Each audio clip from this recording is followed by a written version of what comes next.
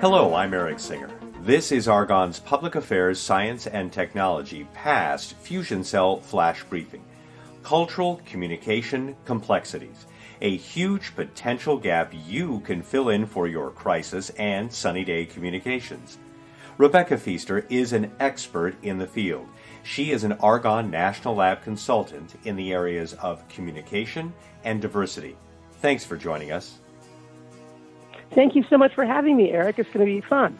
All right, Rebecca, we spoke about this subject in 2019. I wanted you back to see how your efforts to bridge this gap are going. So, in a nutshell, explain the term cultural communication complexities for those who didn't listen to our flash briefing last year.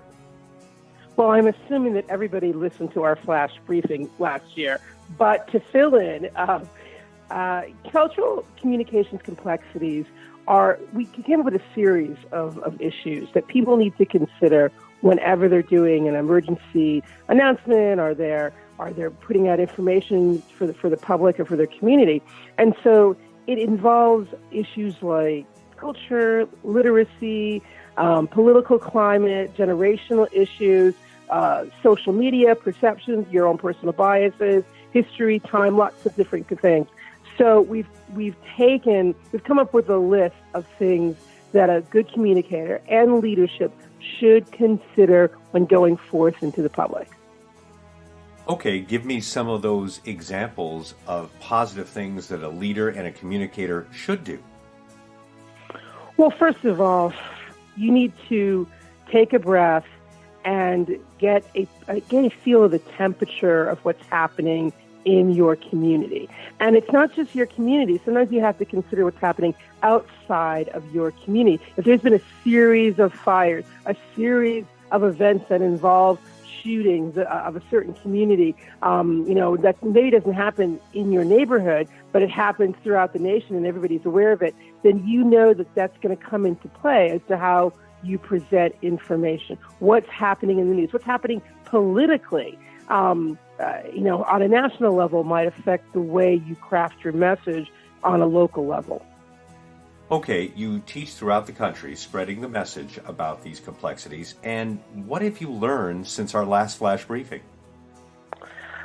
Well, here's the thing, Eric. Every time you teach a class, and we've been from Pueblo, Colorado to Nashville, Tennessee with this, you learn something new. You have to make changes. You're kind of tweaking the presentation, but your students teach you, I believe, as much as you teach them. And what I found most interesting is that most of our participants walk into the class, the workshop, with an expectation that they're going to learn some kind of hard skills. Just, this is what you need to consider. We're lecturing to you, and please write this stuff down and take it back to your office. But that's really not how it was designed.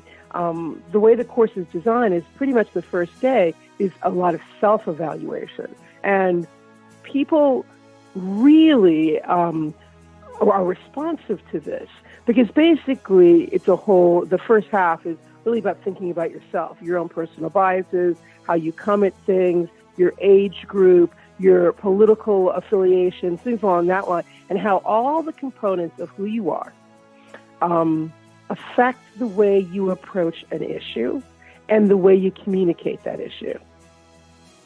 So, Rebecca, you've talked about what's being done to bridge the gap, but how much further do we need to go in America? So that's a pretty broad question. I think the most important thing is that this is an ongoing conversation. So there's not just going to be, one great conference in Chicago and we all get it done. It's not like that. All of my European friends say this when they come to the United States. They always say, and people, especially my European friends, they always say, well, you guys aren't over slavery yet. I mean, the Civil War was a while ago, but yet we're still grappling with the fallout of slavery and how that affects everybody, not just African Americans, not just American slave descendants, but also everybody in the community, because we're all, we might have come in on different ships, but now we're all in the same boat. So we're dealing with everybody's baggage, one way or the other.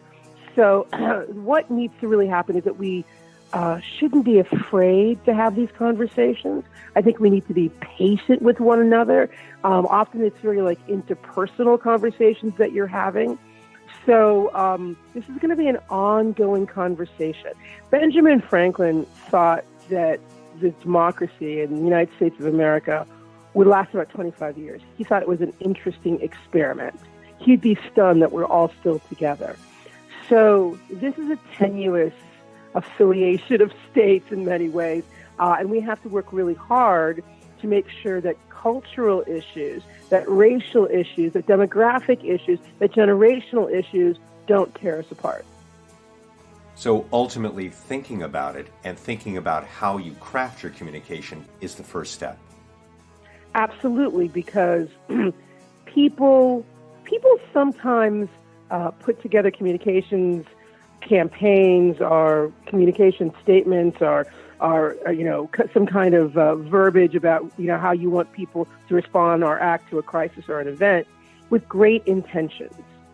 But because they haven't thought through all of the cultural complexities of their community, it can be taken the wrong way. Is there anything you'd like to add? Well, this is what I'll say. I'm extremely hopeful because as I've been teaching this class, I've been learning about things about different parts of the country. And at the end of the day, one, we are becoming a lot more diverse on a very personal level. I was in Pueblo, Colorado. There was a man in the class, blonde hair, blue eyes, and I was like, okay, let's see how this is all going to go. And by the end of the class, he had revealed to all of us that he was married to a Hispanic woman. He had brown children. That's what he said. And that he was grappling with how to best prepare them to deal with the dynamics of living in this country. So we're getting more diverse on a personal level. People are reaching out to each other.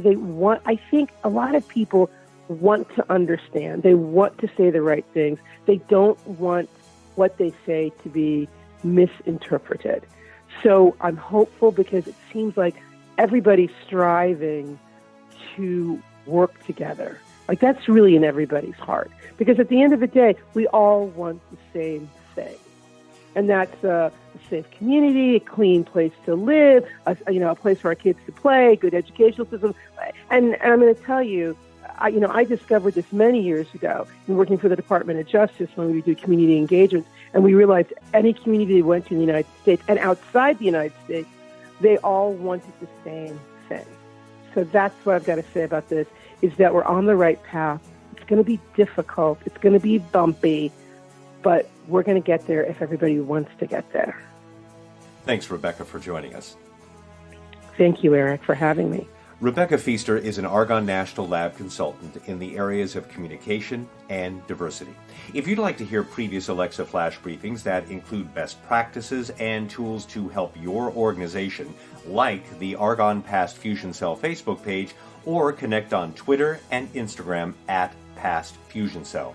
You can also check out the Past Fusion Cell's online toolkit for useful templates and information, and learn about how to register for classes.